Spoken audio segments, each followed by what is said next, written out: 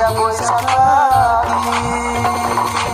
গাঁজা খায়া পয়সা থাকি মানুষ রূপের কথা বলি আসল রূপটা লোকে করে যায় রে দাদা ভাই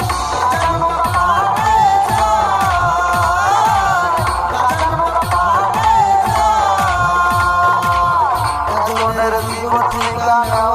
বাইরের কথা এটাই আমার মুখের কথা নয় একজনের জীব ঠিকানা